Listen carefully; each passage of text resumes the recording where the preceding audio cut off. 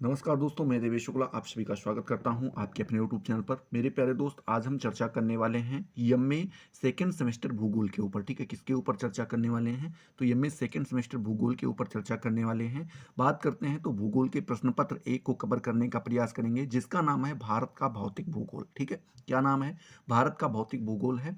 आप जिस किसी भी यूनिवर्सिटी से एमए कर रहे हो, आपका सब्जेक्ट भूगोल है, तो आपको वहाँ का सिलेबस उठा के जरूर चेक कर लेना है कि क्या आपके पेपर नंबर 1 का नाम भारत का भौतिक भूगोल है या नहीं है तो अच्छी बात है, धड़ल्ले के साथ तैयारी कीजिए। अगर नहीं है तो जरूर चेक कर लीजिए कहीं पेपर नंबर 2, पेपर नंबर 3 या पेपर नंबर 4 का नाम तो नहीं है। ठीक है, इससे होगा कुछ नहीं, सब आप पेपर देने जाएंगे और सोच के जाएंगे कि सर ने जो है बहुत अच्छे से तैयारी करवा रखी है, इतने अच्छे से करवा रखी है कि जो अभी प्रश्न पत्र हमारे सामने आएगा उसको चीर फाड़ डालेंगे। लेकिन जैसे ही आप एग्जामिनेशन हॉल में बैठते हैं, आपके सामने प्रश्न पत्र आता है, आपके पैरों तले ज़मीन खिसक जाती है, क्योंकि वहाँ पर सर के बताए एक भी क्वेश्चंस नहीं देखने को मिलते। क्यों नहीं देखने को मिलते? क्योंकि सर बार बार बोल रहे थे कि भैया एक बार सिलेबस ज़रूर चेक कर लेना, आपने चेक किया ही नहीं। तो आपका अगर पेपर का नाम भारत का भौतिक भूगोल होगा तो क्वेश्चंस यहीं आने वाले हैं। अगर नहीं है तो आप वेट कीजिए, हम दूसरे पेपर, तीसरे पेपर, चौथे पेपर का भी वीडियोस बनाएंगे। उनमें से जो आपका पहला पेपर हो वो आप उसको मान के तैयारी कीजिए। ठीक है, सिलेबस जरूर देख लीजिएगा, ये इंपॉर्टेंट होता है। बात करते हैं इसके, हम कुछ टॉप क्वेश्चंस के बारे में चर्चा करने वाले हैं जो एग्जाम की दृष्टि से काफ़ी ज़्यादा इंपॉर्टेंट हैं। लगभग हर वर्ष पूछे जाने वाले क्वेश्चंस हैं और इस साल भी आपके यहीं से क्वेश्चंस पूछे जाएंगे, तो आपको जानना बहुत ज़रूरी है इनके बारे में। ठीक है, चलिए एक एक क्वेश्चन देखना हम शुरू करते हैं। पहला प्रश्न आपसे पूछ रहा है कि हिमालय का प्रादेशिक वर्गीकरण कीजिए। क्या पूछ रहा है? भारत का जो है हिमालय का प्रादेशिक वर्गीकरण करना है। प्रदेश के हिसाब से हिमालय को आपको बांटना है। ठीक है, प्रदेश के हिसाब से क्या करना है? हिमालय को बांटना है। तो लिखेंगे सर सिडनी बुरडी के ने जो है प्रादेशिक आधार पर हिमालय पर्वत को निम्नलिखित 4 भागों में विभाजित किया है। कितने भागों में बांटा है? 4 भागों में बांटा है। पहला जो आता है वो आपका जाता है पंजाब हिमालय। ये सिंधु नदी से लेकर के सतलज नदी तक माना जाता है। इसकी लंबाई मानी जाती है 562 किलोमीटर। ठीक है, वहीं पे बात करते हैं जो दूसरा भाग बताया है, वो बताया है क्या? कुमायूं हिमालय। क्या बताया? कुमायूं हिमालय। ये सतलज नदी से लेकर के काली नदी तक की जो लंबाई होती है, जो सतलज नदी से काली नदी तक की जो बीच की दूरी है, वो जो है आपका कुमायूं हिमालय के अंतर्गत आता है। इसकी दूरी 320 किलोमीटर मानी गई है। तीसरा बताते हैं नेपाल हिमालय। ये बताते हैं काली नदी से लेकर के तीस्ता नदी तक की जो दूरी होती है वो आपका नेपाल हिमालय में आता है। इसकी लंबाई 800 किलोमीटर मानी गई है। लिखते हैं चौथा जो भाग बताते हैं वो लिखते हैं असम हिमालय। ये बताते हैं तीस्ता नदी से लेकर के ब्रह्मपुत्र नदी जो आती है, ब्रह्मपुत्र नदी जब देखते हैं ना, कहाँ? असम में ही तो प्रवेश करती है। तो वही बताते हैं कि तीस्ता नदी से लेकर के ब्रह्मपुत्र की जो बीच की दूरी है वो आपका असम हिमालय कहलाता है। इसकी लंबाई 750 किलोमीटर है। सबसे ज़्यादा लंबाई किसकी है? नेपाल हिमालय की है। ये आपको यहाँ पे ध्यान में रखना है। ठीक है, चलिए आगे आप लिखेंगे कि इस हिमालय को असम में रहने वाली अनेक जनजातियों के आधार पर कई उप विभागों में विभक्त किया गया है। मतलब बोलते हैं जो ये हिमालय है, असम में कई सारी ऐसी जनजातियां रहती हैं जिनके अलग अलग नाम है, जैसे खासी, गारो, जयंतिया, मिसमी, दापला, ठीक है, आका, ऐसे ऐसे कई करके हैं। तो उनके नाम पर ही क्या किया गया है? उनको छोटे छोटे भागों में विभाजित किया गया है। हिमालय की जो छोटी छोटी श्रेणियां हैं उनमें बांटा गया है। ठीक है, तो बताते हैं वही उन जनजातियों के नाम पे इनके कई उपभाग, मतलब जो पहले तो आपने 4 भाग किए इसके, कौन कौन से किए? पंजाब किए, कुमायूं किए, उसके बाद नेपाल, फिर असम। ठीक है, ये 4 भाग किए। अब इनके भी छोटे छोटे भाग किए गए हैं, छोटे छोटे हिस्से बांटे गए हैं, और वो भी किसके नाम पर बांटे गए हैं? तो असम में रहने वाली जनजातियों के नाम पर जो है इनको बांटा गया है, विभक्त किया गया है। पहला बताते हैं आका पहाड़ी, आका पहाड़ियाँ, ढपला पहाड़ियाँ। ठीक है, उसके बाद बताते हैं मिसमी पहाड़ियाँ, जिनमें आका, ढपला, मिसमी जनजातियाँ रहती हैं। मतलब बोलते हैं जैसे जहाँ पे आका जनजातियाँ रहती हैं उनको बोल दिया गया आका पहाड़ियाँ, जहाँ पे ढपला जनजाति रहती है उसको बोल दिया गया ढपला पहाड़ियाँ, और जहाँ पर मिसमी जनजाति रहती है उसको मिसमी पहाड़ियाँ बोल दिया गया। तो इस प्रकार से आपको ध्यान में रखना है। इनके कई उप विभाग भी किए गए हैं, ये आपको यहाँ पे ध्यान में रखना है। ठीक है, चलिए दूसरा प्रश्न यहीं पर आपसे मेरे प्यारे दोस्त आपसे पूछ रहा है कि जल यातायात पर संक्षिप्त टिप्पणी कीजिए।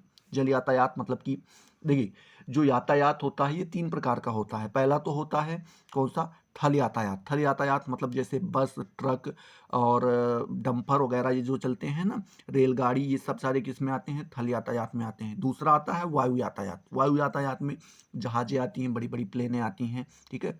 और जेट विमान ये सब आते हैं, तो ये सब क्या आपके होते हैं? ये वायु यातायात में आ जाते हैं। तीसरा आपका आ जाता है कौन सा? जल यातायात। जल यातायात में बड़ी-बड़ी शिप होती हैं, बड़ी-बड़ी जहाज़ें होती हैं, जो एक स्थान से दूसरे स्थान तक लेकर के जाती हैं। सामानों को भी, लोगों को भी, सबको भी लेकर के जाती हैं, ठीक है? जो चीज़ आपको वहाँ पर ले जानी है। ध्यान दीजिएगा, जो सबसे सस्ता यातायात माना जाता है वो आपका कौन सा माना जाता है? जल यातायात माना जाता है। ये सबसे कम, सबसे चीप प्राइस में आपको ज़्यादा से ज़्यादा दूरी क्या करती है? तय कराती है। ये आपको यहाँ पे ध्यान में रखना है। आगे लिखते हैं कि भारत में जलमार्ग यात्रियों और माल के परिवहनों के लिए एक महत्वपूर्ण साधन है। मतलब बोल रहे हैं जो भारत है इसमें जलमार्ग यात्री मतलब कई सारे ऐसे यात्री हैं जो जल मार्ग के द्वारा आते हैं, समुद्रों से आते हैं, पानियों से आते हैं, जहाज़ों में बैठ के आते हैं, समुद्र से, पानी से। और बताते हैं माल परिवहन मतलब सामानों को ढोने का भी कार्य इसी के द्वारा किया जाता है, इसी मार्ग के द्वारा। तो ये बताते हैं ये एक महत्वपूर्ण साधन है आपका जो जल मार्ग वाला है, ठीक है। आगे बताते हैं इसमें आंतरिक जलमार्ग और समुद्री जलमार्ग सम्मिलित हैं। आंतरिक जलमार्ग और समुद्री जलमार्ग दोनों प्रकार के जलमार्ग इसमें सम्मिलित होते हैं। यद्यपि जल परिवहन की गति अपेक्षाकृत धीमी है। मतलब बोलते हैं कि अगर हम बात करें जल परिवहन तो इसकी गति काफ़ी ज़्यादा कम होती है, उतने स्पीड में ये चीज़ों को नहीं पहुंचा पाते हैं, थोड़ा समय लग जाता है इन चीज़ों को पहुंचाने में एक स्थान से दूसरे स्थान पर। आगे लिखते हैं परंतु यह सबसे सस्ता साधन है। सबसे सस्ता साधन कौन सा आपका आता है? जल वाला आता है, ठीक है। तथा भारी एवं स्थूल सामग्री परिवहन के लिए सर्वाधिक उपयोग है। और जो भारी वाहन होते हैं, जो भारी चीज़ें होती हैं, जैसे भारी चीज़ों को आप ज़्यादा भारी चीज़ों को डंपर में, ट्रक में, ट्रेन में लाद के ले नहीं जा सकते, न जहाज़ में लेकर के उड़ सकते हैं। तो उनको किसके द्वारा ले जाया जाता है? तो उनको पानी वाले जहाज़ के द्वारा एक स्थान से दूसरे स्थान पर ले जाया जाता है, ठीक है। तो ये आपको यहाँ पे ध्यान में रखना है। तीसरा प्रश्न यहीं पर आपसे पूछ रहा है, क्या पूछ रहा है? वैश्वीकरण को परिभाषित कीजिए। अच्छा क्वेश्चन है और लगातार जो है ये पूछा जा रहा है। वहाँ पर केवल वैश्वीकरण लिख करके छोड़ दिया जाता है। क्वेश्चन पेपर में क्या कर देंगे? केवल वैश्वीकरण लिख करके छोड़ देंगे। उसके आगे कुछ नहीं पूछेंगे, न उसकी परिभाषा पूछेंगे, न अर्थ पूछेंगे, न शाब्दिक अर्थ पूछेंगे, बस केवल वैश्वीकरण लिखा रहेगा, तो उसका जवाब देना रहता है। तो उसका जवाब आपको कुछ इस प्रकार से देना होगा कि वैश्वीकरण का जो शाब्दिक अर्थ होता है वो स्थानीय क्षेत्रों, वस्तुओं या घटनाओं के विश्व स्तर पर रूपांतरण की प्रक्रिया है। मतलब बोल रहे हैं कि जो वैश्वीकरण का अगर आप शाब्दिक अर्थ जानना चाहते हैं तो बोलते हैं जो स्थानीय या क्षेत्रीय वस्तु होती हैं या जो घटनाएं होती हैं, स्थानीय या क्षेत्रीय जो वस्तुएं होती हैं, स्थानीय क्षेत्रीय जो घटनाएं होती हैं, जब हम उनका विश्व स्तर पर रूपांतरण की प्रक्रिया जो होती है विश्व स्तर पर ले जाते हैं तो वही आपका वैश्वीकरण कहलाता है। इसे एक ऐसी प्रक्रिया का वर्णन करने के लिए भी प्रयुक्त किया जा सकता है जिसके द्वारा पूरे विश्व के लोग मिलकर एक समाज बनाते हैं तथा एक साथ कार्य करते हैं। मतलब बोलते हैं कि अगर आप इसका वर्णन करना चाहें तो कुछ इस प्रकार से भी कर सकते हैं कि पूरे विश्व के लोग मिलकर के एक छोटा सा समाज बना सकते हैं, छोटा बड़ा कैसा भी समाज हो सकता है, समाज बना सकते हैं और साथ मिलकर के कार्य करें, तो उसको भी हम वैश्वीकरण ही कहेंगे। समझ पा रहे हो? एक स्थानीय वस्तु या एक स्थानीय घटना, ठीक है। जैसे मान लीजिए कोई वस्तु है जो एक स्पेसिफिक जगह पे पाई जाती है, ठीक है। एग्जाम्पल के तौर पे ले लीजिए कोई चाय है, चाय जैसे पहाड़ी क्षेत्रों में पाई जाती है, लेकिन वो कहाँ पे? पूरे विश्व में उसका निर्यात होता है, ठीक है। क्या होता है? पूरे विश्व में निर्यात होता है, तो वो वैश्वीकरण कहलाता है। वैसे ही जब कई सारे देश के लोग एक संगठन का निर्माण करते हैं और मिलजुल कर उसमें काम करते हैं, तो वो भी एक वैश्वीकरण ही कहलाता है। ये आपको ध्यान में रखना है, ठीक है। चलिए, आई होप ये आपका तीसरा नंबर क्वेश्चन भी क्लियर हो गया होगा। चौथा नंबर क्वेश्चन यहीं पर आपसे पूछ रहा है कि भारत सरकार की नई कृषि नीति क्या है? भारत सरकार की नई कृषि नीति क्या है ये आपको बताना है। तो लिखेंगे कि भारत सरकार की नई कृषि नीति के प्रमुख बिंदु, पहले हेडिंग आप डालेंगे भारत सरकार की जो नई कृषि नीति है इसके प्रमुख बिंदु कई सारे हैं। लिखेंगे इस नीति में ढांचागत सुविधाओं का मानवीकरण, ठीक है। उसके बाद नियमित को बेहतर बनाना, बिनु सोचे फल का अंकुश और शोध एवं विकास गतिविधियों पर ध्यान दिया गया है। मतलब बोलते हैं जो ये भारत की नई कृषि नीति थी, इसके अंतर्गत बताते हैं ढांचागत सुविधाओं का क्या करना है, मानवीकरण करना है, साथ ही साथ नियमित को बेहतर बनाना है। नियमित मतलब जो लगातार पैदाइश से, मान लीजिए गेहूं आप बो रहे हैं और लगातार आप 2 से ढाई कुंटल, 3 कुंटल या 4 कुंटल तक आप पैदा कर ले रहे हैं, तो उसको और बेहतर बनाएंगे कि उसको 5 कुंटल, 6 कुंटल तक भी पैदा कर सके। तो जो नियमित है उसको और बेहतर बनाना है। बिनु सोचे फसलें पर अंकुश, बिनु सोचे फसलें पर क्या करना है, आपको अंकुश लगाना है। मतलब जिन फसलों का कोई काम नहीं है उनके ऊपर नियंत्रण रखना है, हमें उनको नहीं पैदा करना है ज़्यादा, जिनकी ज़रूरत नहीं है, जो हमारे खेतों को नुकसान करती हैं, एक बार पैदा करने के बाद खेतों को बेकार ही कर देती हैं। तो इस ऐसी फसलों को क्या करना है, हमें अंकुश लगाना है, रोकना है। साथ ही साथ बताते हैं नए नए शोध करते रहना है, और जो विकास की गतिविधियां हैं, मतलब लगातार विकास के क्षेत्र में जो कार्य किए जा रहे हैं, लगातार जो वर्क हो रहे हैं, उनके ऊपर उनको ध्यान भी देना है। ये भारत सरकार की नई कृषि नीति है। आगे आप लिखेंगे नीति के तहत जैविक उत्पादों के निर्यात पर लगे सभी तरह के प्रतिबंधों को हटाने पर भी जोर दिया गया। मतलब बोल रहे हैं जो ये नीति है इसमें जो जैविक उत्पाद थे उस पे, उसके निर्यात पर कई तरह के जो है प्रतिबंध लगाए गए थे। उसके निर्यात पर कई तरह के जो है बाहर बेचने के लिए कई प्रकार के प्रतिबंध लगाए थे, उनको भी हटाने का कार्य जो है इस नीति के तहत किया गया है। उस पर भी जोर दिया गया है कि इस पर भी ध्यान दो, ये नहीं होना चाहिए। ठीक है, तो इस प्रकार से आपको ये ध्यान रखना है। 5वां नंबर प्रश्न जो है आपसे पूछ रहा है भौम्याकृत प्रदेश क्या है, आपको यहाँ पर बताना है। नाम से ही आपको पता चल जा रहा है भौम्याकृत के बारे में। ठीक है, मतलब जहाँ पे जमीनी वाले क्षेत्र जो होते हैं उन्हीं को बोलते हैं।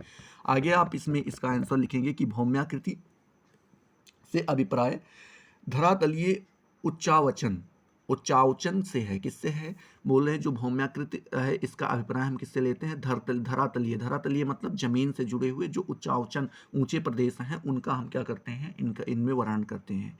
इसे उच्चावचन उच्चावचन प्रदेश भी कह सकते हैं। इसको हम क्या कह सकते हैं, भौम्याकृत प्रदेश ही नहीं, इसको उच्चावचन प्रदेश भी कह सकते हैं। उच्चावचन की समांगता के आधार पर सीमांकित प्रदेशों को भौम्यकृत प्रदेश कहते हैं। मतलब बोल रहे हैं उच्चावचन की समांगता के आधार पर जो सीमांकित प्रदेश हैं, मतलब जिनकी सीमा निर्धारित की गई है, उनको हम भौम्याकृत प्रदेश कहते हैं। उदाहरण के तौर पर अगर आप जानना चाहें तो जान सकते हैं कि भारत का उत्तरी पर्वतीय प्रदेश एक प्रकार का भौम्याकृत प्रदेश है। इसमें धरातलीय उच्चावचन के साथ तदनुसार अन्य भौगोलिक विशेषताएं लगभग एक जैसी प्राप्त होती हैं। ये आप उदाहरण के तौर पे ध्यान दे सकते हैं। उत्तरी पर्वतीय जो प्रदेश है आपका, ठीक है, भारत का, वो यहाँ पर आ गया है।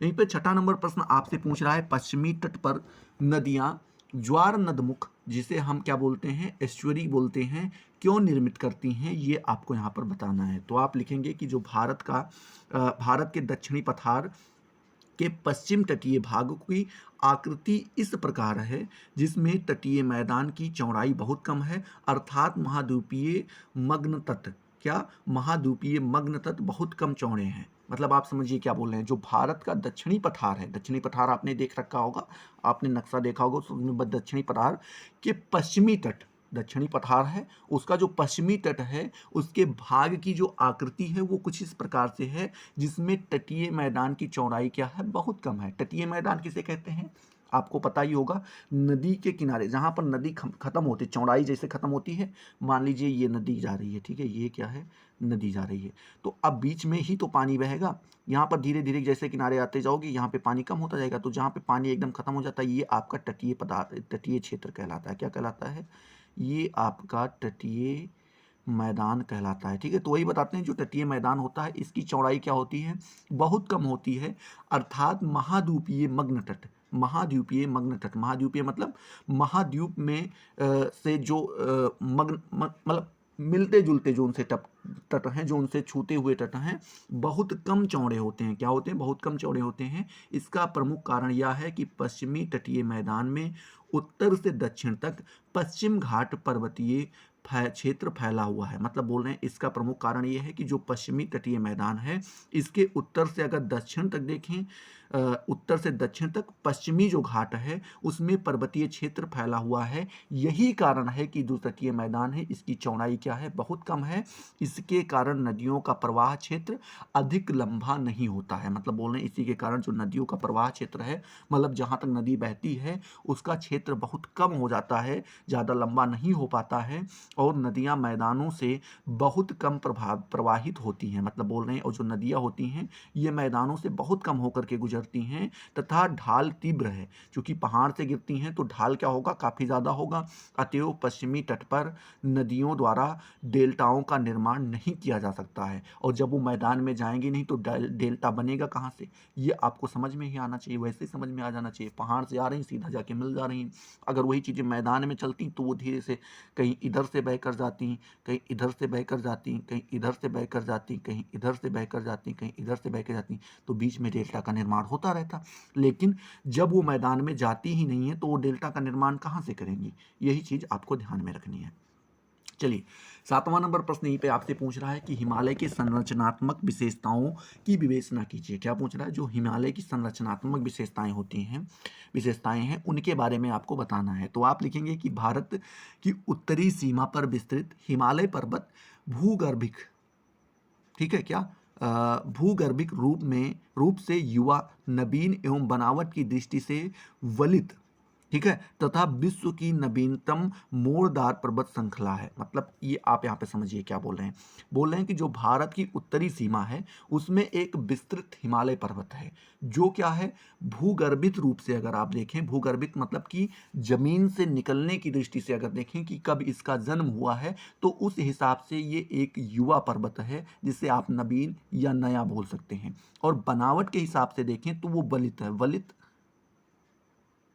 ये बलित, समझ पा रहे हो, वो बलित है। और बोल रहे हैं नवीनतम मोड़दार पर्वत है, मतलब नया मोड़दार पर्वत श्रृंखला है। कौन सा आपका, हिमालय है। आगे आप लिखेंगे कि हिमालय की उत्पत्ति भारतीय प्लेट और यूरेशियन प्लेट के टकराव से हुई है। मतलब बोल रहे हैं कि जो यूरेशियन, देखिए ये क्या है, ये भारतीय प्लेट है, ठीक है, ये भारतीय प्लेट है।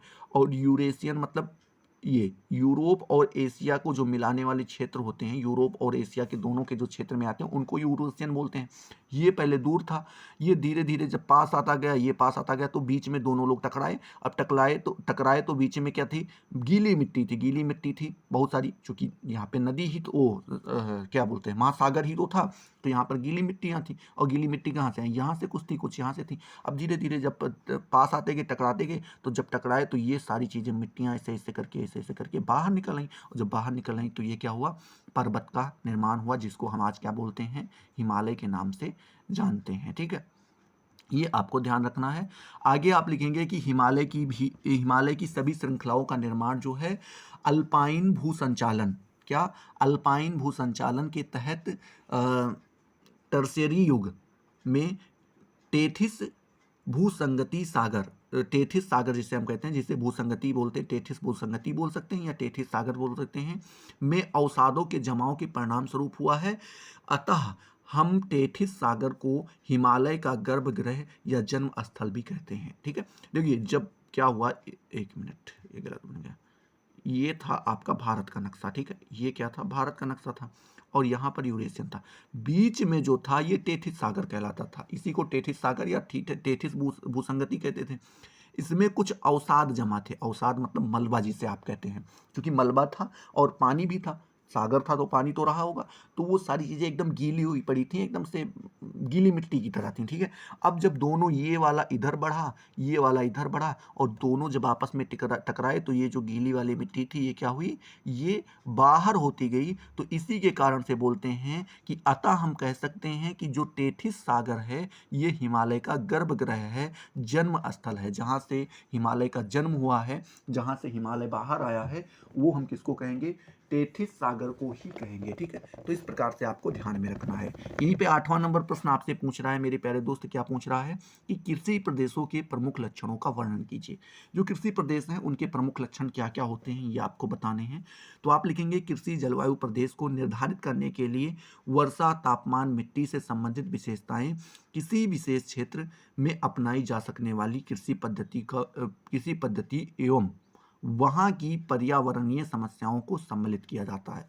मतलब बोलते हैं जो कृषि जलवायु प्रदेश हैं, उनको निर्धारित करने के लिए हम वर्षा, तापमान मतलब बारिश कितना होती है, तापमान मतलब टेम्परेचर कितना रहता है, वहाँ की मिट्टी कैसी है, इनसे संबंधित विशेषताओं के आधार पर हम उनका निर्धारण कर सकते हैं। आगे बताते हैं कि किसी विशेष क्षेत्र में अपनाई जा सकने वाली कृषि पद्धति, मतलब कोई ऐसा विशेष क्षेत्र है जहाँ पर कृषि को करने के लिए नई नई कृषि पद्धति को अपनाया जाता है, या उनका एक अलग ही तरीका है खेती करने का, कृषि करने का, एवं वहाँ के पर्यावरणीय समस्याओं को सम्मिलित किया जाता है।